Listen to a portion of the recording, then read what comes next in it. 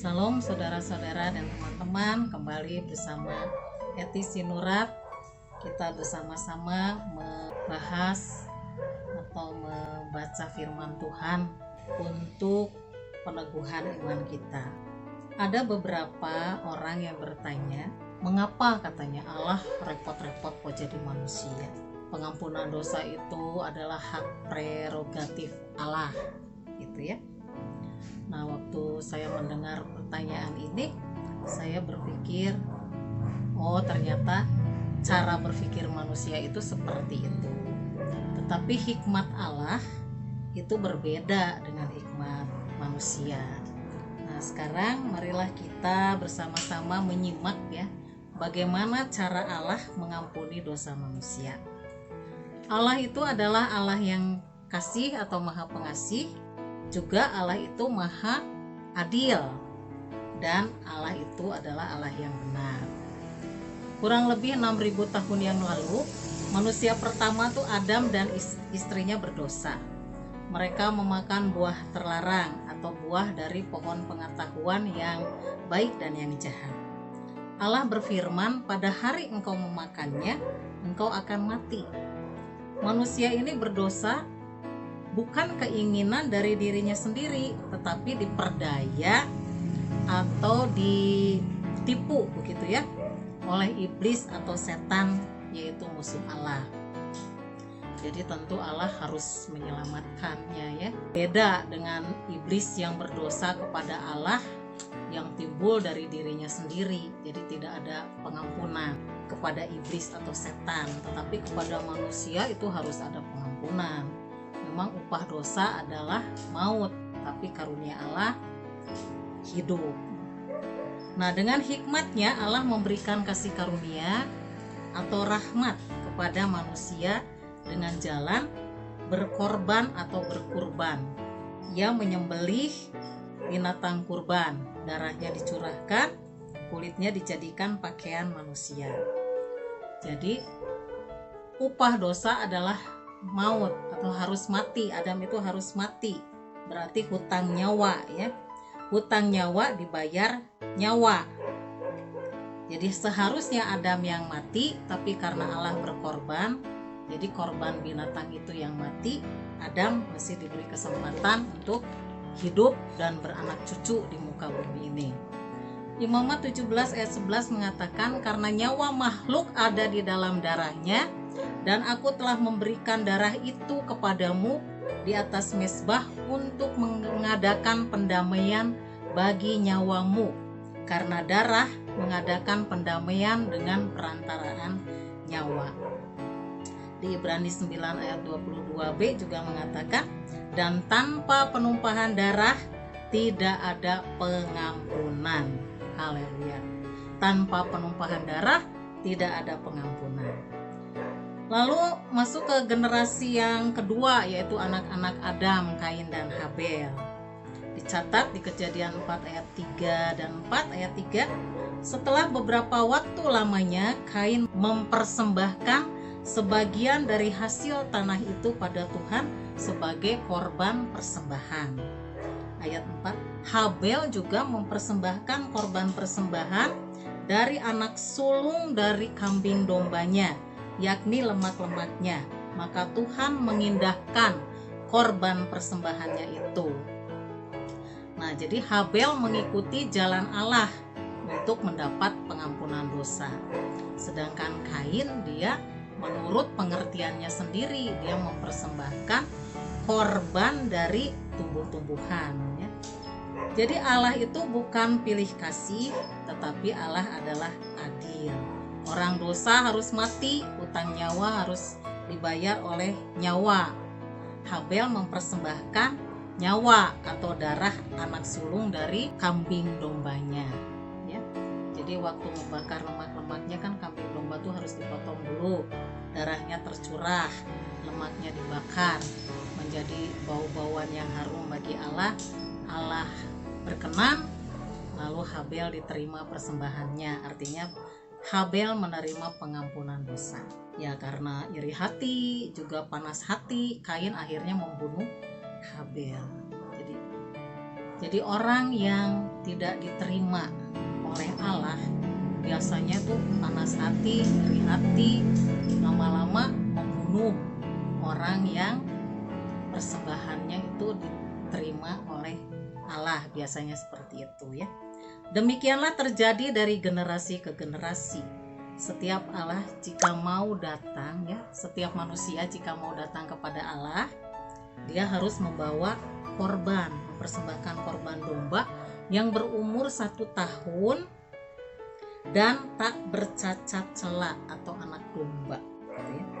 Korban-korban ini dilakukan oleh manusia sejak Adam terus berulang-ulang hingga kurang lebih 4000 tahun. Jadi kalau manusia itu berdosa 100 kali ya, kalau dia mau datang kepada Allah ya 100 kali mempersembahkan korban.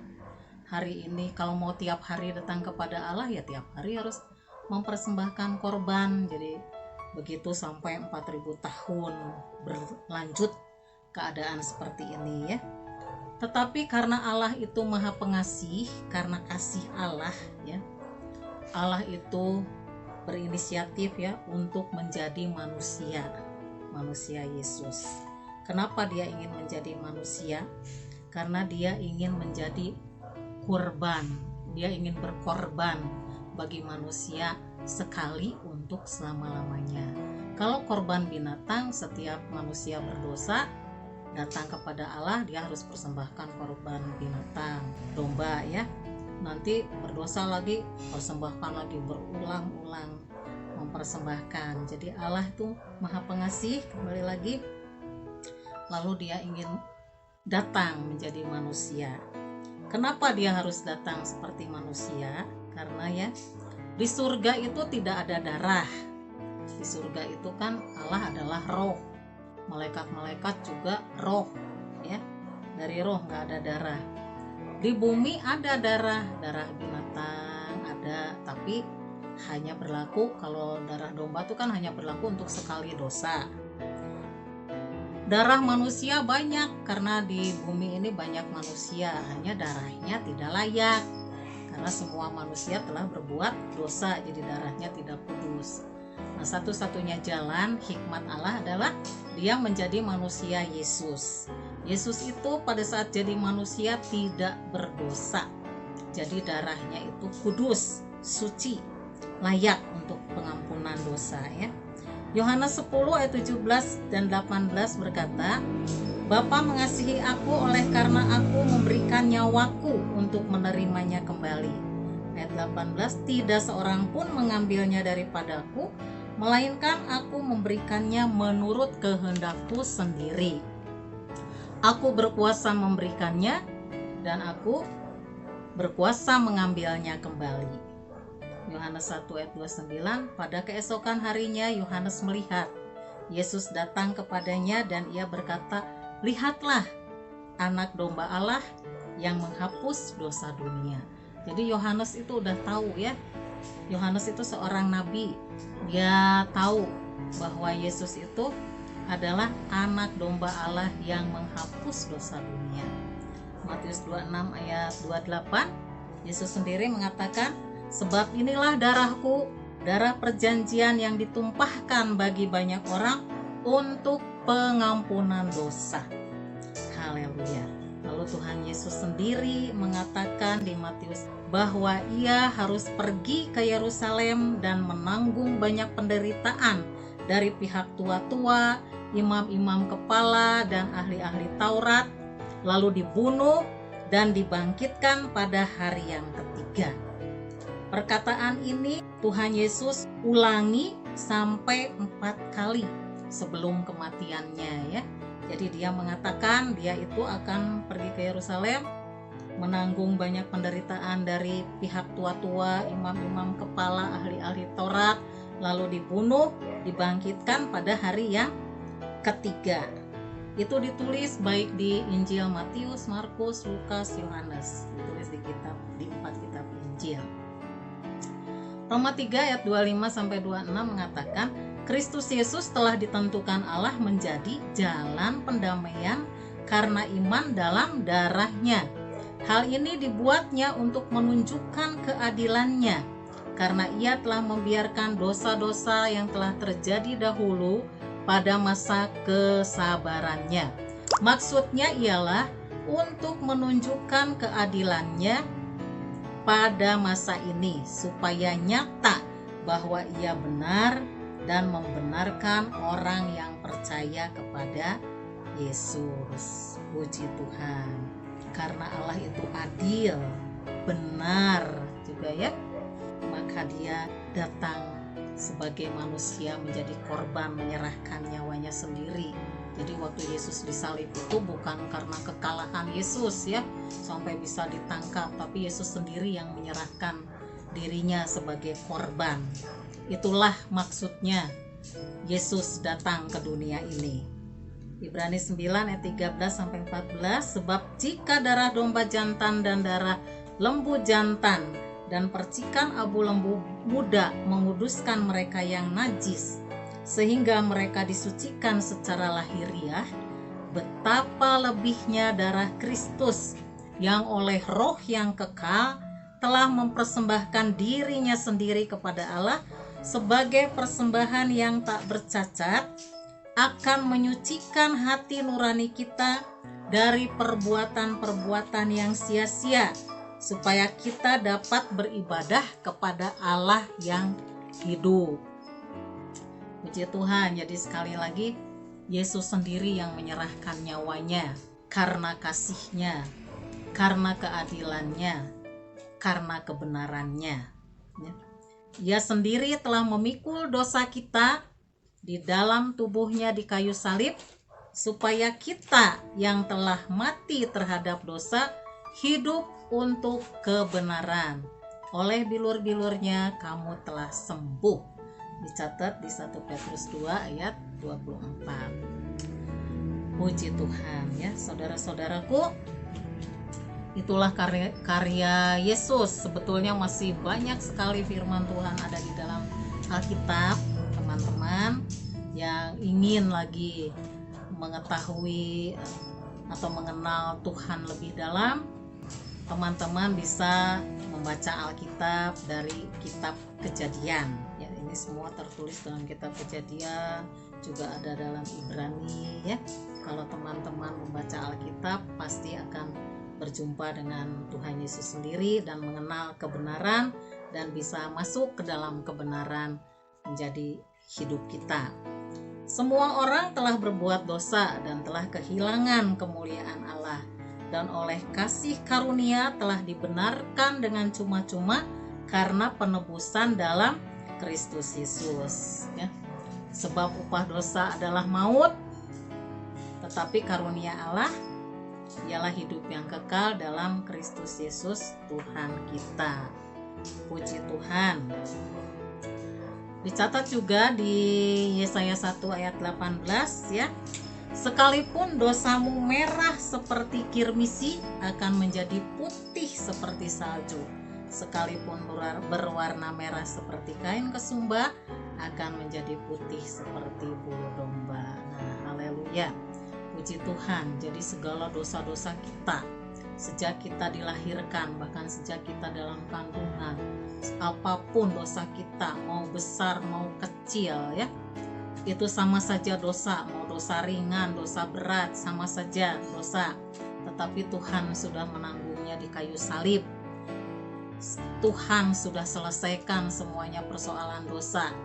Sebab itu datanglah kepada Tuhan. Bagian kita tuh hanya percaya bahwa Tuhan sudah mengampuni, Tuhan sudah menyelesaikan segala urusan dosa-dosa kita manusia, karena Dia tuh menghapus dosa itu ya untuk dosa dunia, bukan hanya dosa beberapa orang. Siapa saja yang datang kepadanya menerima pengampunan.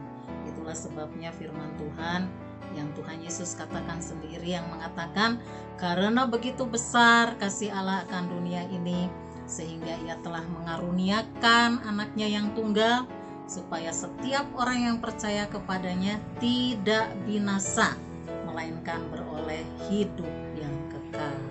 Nah, saudara-saudara dan teman-teman, mungkin ada yang masih merasa mempunyai beban dosa, ada dosa yang belum diselesaikan, tinggal datang kepada Tuhan ya. Akuilah itu.